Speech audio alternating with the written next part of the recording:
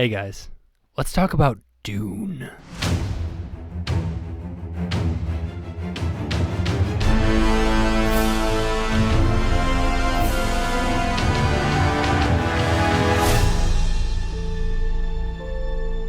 Hey guys, back at the desk again. I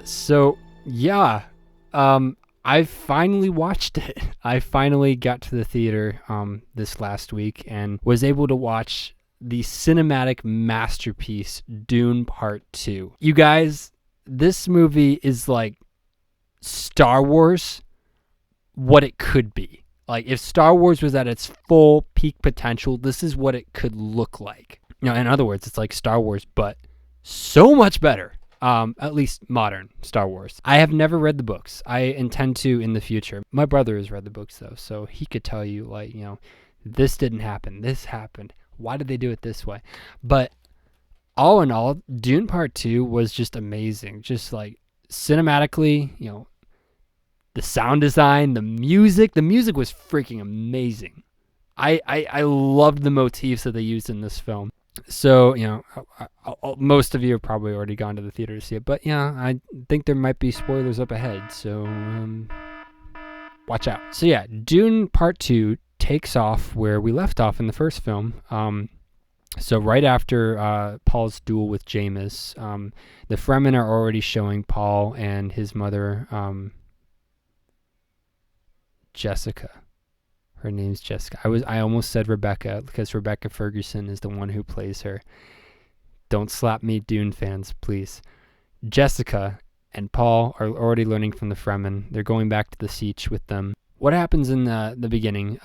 Stilgar, you know, starts to believe that Paul is the Mahdi, which the Mahdi is basically the Messiah that was prophesied about for Dune. For the planet Arrakis, that the Mahdi will come and he will bring life back to the planet. He will get rid of the Harkonnens. I believe that's how it goes. I have watched the 1984 Dune, I believe it was.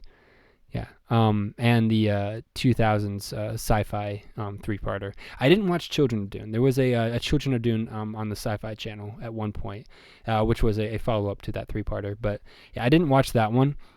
But yeah, I have a little bit of, knowledge about, the Dune universe. So I didn't go into this movie completely like, what the heck is going on? Like, kind of like early Star Wars viewers back in the 70s who were like, this makes no sense, but I love watching it. Eventually, he is taught how to ride a big worm.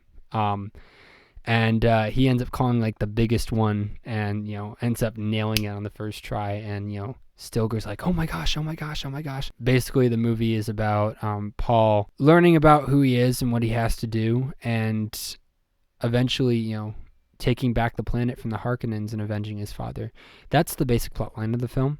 I really like the acting in this one. Like, every single person brought something amazing to their character. I know Timothée Chalamet, he looks kind of girly, but he played the part of Paul very well. Zendaya is a good actress. She did okay as Chani. I can't remember the guy who plays Stilgar. He's been in Pirates of the Caribbean and a whole bunch of other films, but he was really good at his role. Austin Butler, you had Elvis as Fade Ratha. That was a very interesting choice, and he really delivered on the part. It was really cool to see that. He really captured the essence of evil on the side of House of Harkonnen, and Austin, great job as Fade. Let's see. I think my favorite parts, like I can't just pick one. I love the scene where Paul rides a worm for the first time. I think that scene was just the music and everything, and it was beautiful to watch. Let's see. The part where they're taking back the planet from the Harkonnens and the Emperor Shaddam. The part when Paul is dueling Fade. It's just like there's so many good parts in the film. I can't just pick one. I mean, this movie was a masterpiece, and I want to see more of this. Even though I know it's not an original idea, it's like the delivery that Villeneuve, gave us all was phenomenal. And, Dune deserves a lot of attention, and I think this franchise is going to do very well in the future, even more well than it's doing now. It's already $1 billion franchise, so really I kind of just, said something stupid there. But anyways, yeah, those are my thoughts on the movie. What I didn't like, I didn't like that they didn't like have Alia in the movie. Like they said that she wasn't born yet near the end. Like even in the last two adaptations of the film, from book to film, Alia was born at the end, and Alia is actually the one who killed Baron Harkonnen. It wasn't Paul. Alia actually avenged her and Paul's father, and stabbed Baron with like a poison ring.